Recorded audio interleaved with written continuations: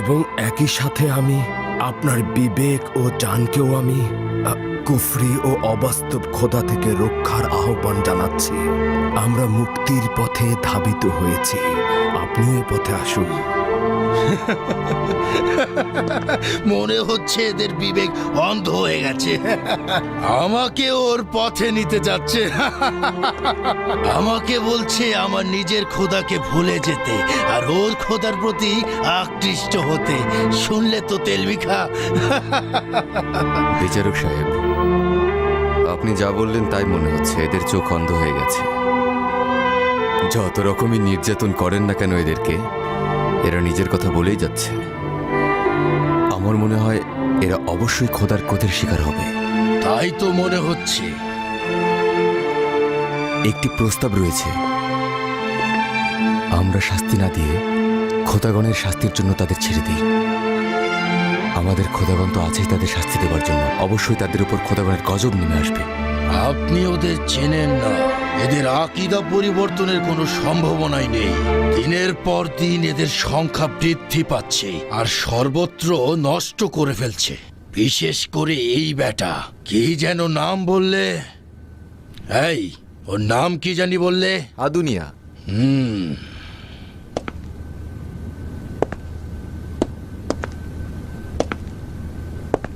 এই যে মহান আদুনিয়া, তুই খুব শীঘ্রই ক্রুশে ঝুলবি। মারা যাবার পরও তোর দেহ 3 দিন 3 রাত ওখানেই ঝুলে থাকবে। আর এটা হবে অন্যদের জন্য শিক্ষা। মুন্সি, এই হুকুমই লিখো। ওদের নিয়ে যাও।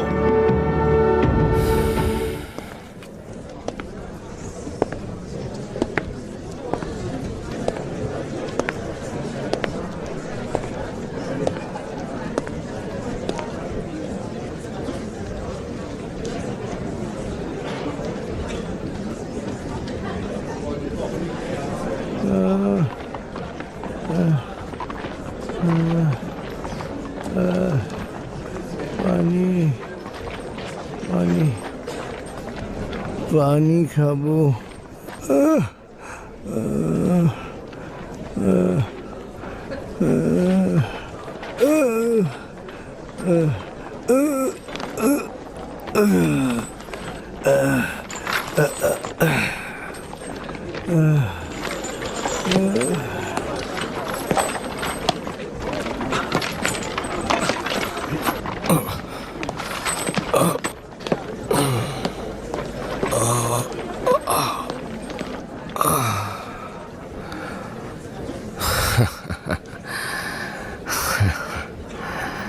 তুমি কি রায়ের ঘোষণা শুনে আনন্দিত? আচ্ছা, আমি তো তোমাদের খোদাকে চিনতাম, কিন্তু তুমি কি আমার খোদাকে চেনো? না, তোমাদের খোদাকে আমি চিনি না। তাই যদি চিনতে, তাহলে তুমি আমার জন্য সাফাই করতে, যেন আমি দ্রুত আমার খোদার নিকট পৌঁছতে পারি।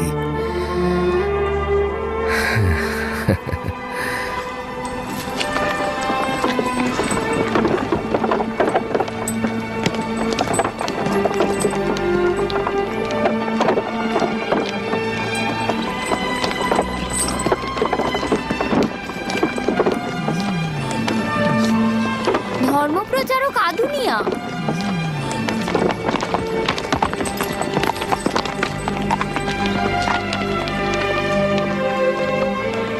ফিদিয়াস, মনে হচ্ছে পেরেশানিতে আছো। হ্যাঁ, একটু চিন্তাই আছি। এদেরকে বোঝা খুবই মুশকিল। চলো। হেই হেই হুর হে।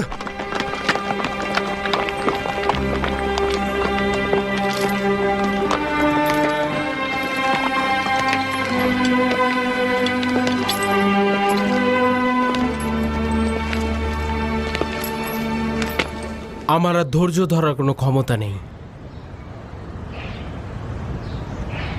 আমরা কখন মূর্তিবাদতকারীদের বিরুদ্ধে প্রতিবাদ করব? কখন? কতক্ষণ বসে বসে দেখব যে হজরত ঈসা মসিহের অনুসারীদের হিংস্র প্রাণীরা ছিন্ন ভিন্ন করে ফেলছে, গ্ল্যাডিয়েটররা একে অপরকে টুকরো টুকরো করে ফেলছে শুধুমাত্র অন্যদের বিনোদনের জন্য? কতদিন আর এই পরিস্থিতি দেখব? শান্ত হও মার্টিনুস, শান্ত হও। আমরা একসঙ্গে এই পথ বেছে নিয়েছি, ভুলে গেছো? না, ভুলিনি, কিন্তু এই পর্দার আড়ালে লুকিয়ে থাকার কোনো মানে আমি দেখি না। এইটা বলা যেতে পারে এই মুহূর্তে আমরা তাদের জন্য কিছুই করতে পারছি না। তার মানে বলা যেতে পারে ঈসা মসিহের অনুসারীদের আমরা এইভাবেই শেষ হয়ে যেতে দেখব। জীবনের শেষ দিন পর্যন্ত আমরা এটাই দেখে যাব কিভাবে তাদের রক্তের বন্যা বয়ে যাচ্ছে। তাহলে তলোয়ারের এই ঝনঝনি শব্দ আমাদের কি কাজে লাগবে? যে ব্যক্তি সময়ের পূর্বে তলোয়ার খোলস থেকে বের করে আনে সে নিজেই জখম হয়। ধরে নাও আমরা 3 জন তাদের 30 জনকে কতল করলাম, তাতে কি পরিবর্তন আসবে? এইটা ছাড়া পথ কি?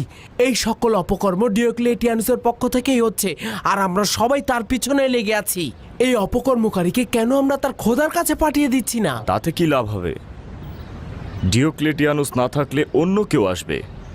নিজেদের এই কাজের মাধ্যমে অন্যদেরকে বিপদে ফেলা হবে।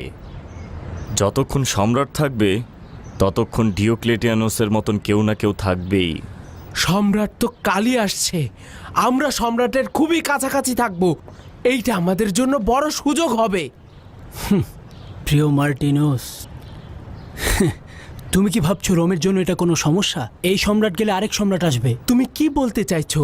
প্রতিটি অপরাধের মূল হোতাকে দেখেও আমাদের চোখ আমরা বন্ধ করে রাখবো, কেননা প্রতিটি অপরাধের শাস্তি দেওয়া হবে, আবার অন্যদিকে আরেকজন সামনে এসে দাঁড়াবে? হ্যাঁ, মার্টিনুস ঠিক বলেছে।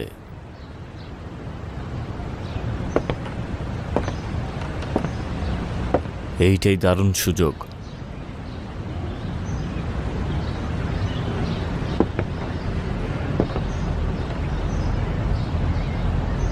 সত্যি বলতে কি আমি হাল ছেড়ে দিয়েছি। মৃত্যুকে তো ভয় পাই, বরং আমি এখন খোদার সান্নিধ্য পাওয়ার জন্য মুখে রয়েছি। শুধু ভয় হচ্ছে সম্রাটকে কতল করলে কত আম জনতা নির্বিচারে কতল হবে। আবার অন্যদিকে দেখছি এখনো তো আম জনতাকে নির্বিচারে কতল করা হচ্ছে। আলহামদুলিল্লাহ, এই অপকর্মের মূল হোতাও শাস্তির বাইরে থাকছে না।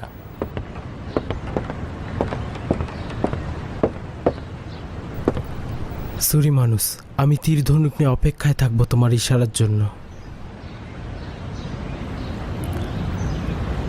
হে পরওয়ারদিগার, তুমি সাক্ষী আছো যা কিছু আঞ্জাম দিচ্ছি তোমার জন্য, নিজের নফসের জন্য নয়। আমাদের কবুল করো, তোমার পথে এই লড়াইয়ে আমাদেরকে সাহায্য করো।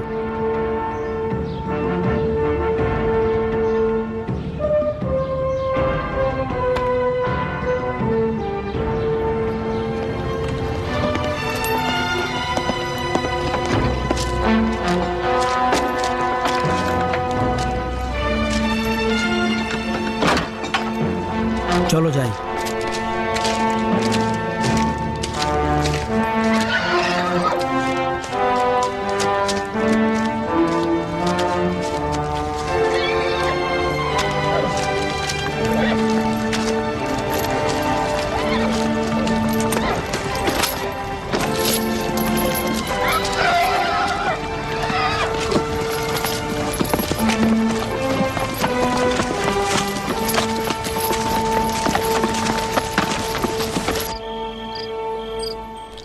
তার মানে কি বলতে চাচ্ছ?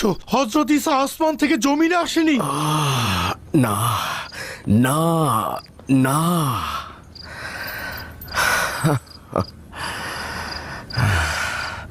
হযরত ঈসা ছিলেন। হযরত ঈসা বাস্তবে আমার আর তোমার মতোই মানুষ ছিলেন। তিনি খোদার প্রেরিত পয়গম্বর ছিলেন, কিন্তু গ্রিকদের রূপকথা হচ্ছে অতীশ নামে একজন খোদা ছিলেন। তিনি জমিনের বুকে কতল হয়েছেন, 3 দিন পরে জীবিত হয়ে আসমানে ফিরে গেছেন। তার মানে বলতে চাচ্ছ এটি একটি কাল্পনিক বিশ্বাস? হ্যাঁ, তাই বলতে চাচ্ছি এই আকীদা হযরত ঈসার অনুসারীরা বিশ্বাস করে না। তার মানে হযরত ঈসা আমাদের গুনাহের কারণে উৎসর্গ হননি? তার মানে নিজেকে তিনি উৎসর্গ করেননি? না, তিনি উৎসর্গকারী নন, তিনি হচ্ছেন পথপ্রদর্শক। তিনি খোদা ছিলেন না, তিনি ইনসান ছিলেন। তিনি খালেক ছিলেন না, তিনি মাখলুন ছিলেন। হায় পরওয়ারদিগার, এই ইনসানগণ কখন বিবেকবান হবেন?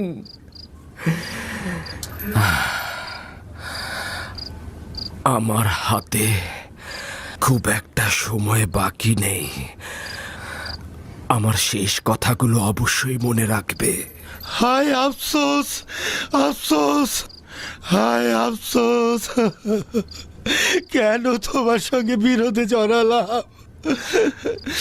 জানি না সত্যের সঙ্গে বিরোধে জড়াবো নাকি নিজেকে জাহেলি বিশ্বাসে ডুবিয়ে রাখবো।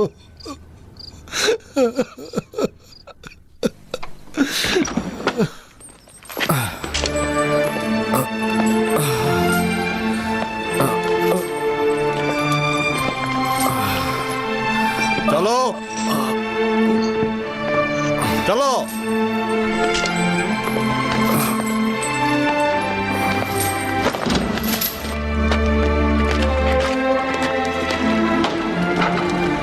একজন অন্তত বলো আমাদের কোথায় নিয়ে যাচ্ছ? কেন নিয়ে যাচ্ছ এত রাতে? কোথায় নিয়ে যাচ্ছ? কেউ অন্তত বলো। মারছো কেন? বলো কোথায় নিয়ে যাচ্ছ আমাদের? খামোশ! কেন চুপ করব? কোথায় নিয়ে যাচ্ছ আমাদের? চুপচাপ বসে থাক। হে পরওয়ারদিগার, কবুল করো তোমার সঙ্গে মিলন সন্নিকটে।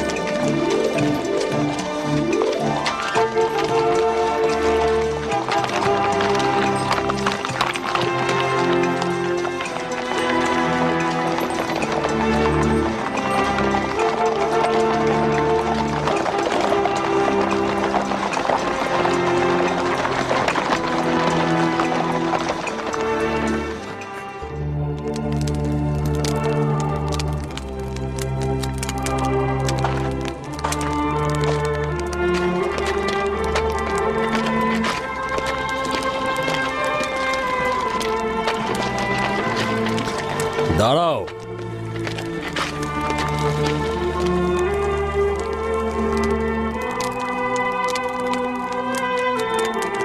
ফ্যাবিউস, তুই ঈসা মসিহের মিথ্যা ধর্মগ্রহণ করায় এবং রোমের খোদাদের প্রতি ঘৃণা প্রদর্শন করায় দণ্ডিত হচ্ছিস। ফ্যাবিউস, তোকে ক্রুশবিদ্ধ করে হত্যা করা হবে। নিয়ে যাও ওকে। চল। এদনা, সামনে আয়। ঈসা মসিহের দিনের সাথে যুক্ত থাকার কারণে তোকেও দণ্ডিত করা হলো। নিয়ে যাও ওকে।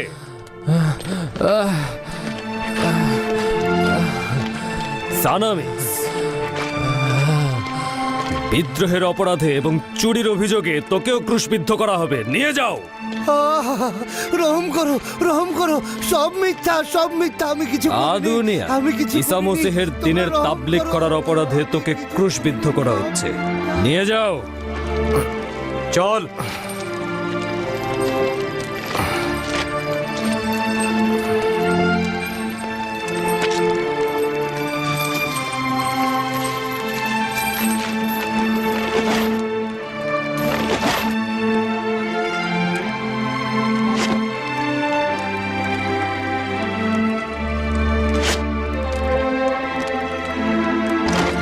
কিছু করিনি, আমি কিছু করিনি, আমাকে ছেড়ে দাও, আমাকে ছেড়ে দাও, তোমাদের খোদাগণের কসম লাগে, আমাকে ছেড়ে দাও, আমি কিছু করিনি, আমি কিছু জানি না, আমি কিছু করিনি।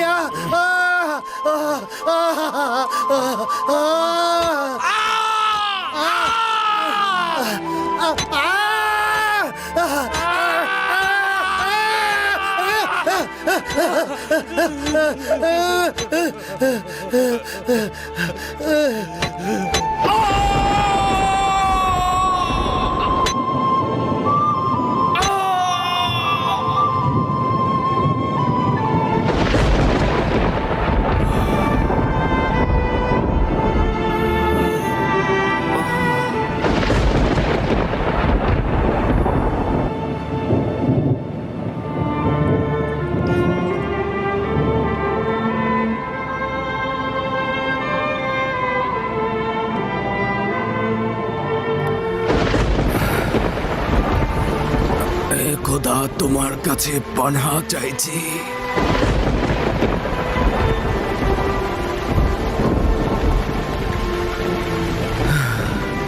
হে খোদা, তোমাকে শুকরিয়া জানাচ্ছি, কিন্তু কিভাবে কিভাবে ছোট মুখ নিয়ে তোমার সম্মুখে হাজির হব? হে খোদা, তুমি দয়া ও করুণার পরম নিদর্শন। ইলাহি, কবুল করো, এর চাইতে বেশি কিছু করতে পারিনি।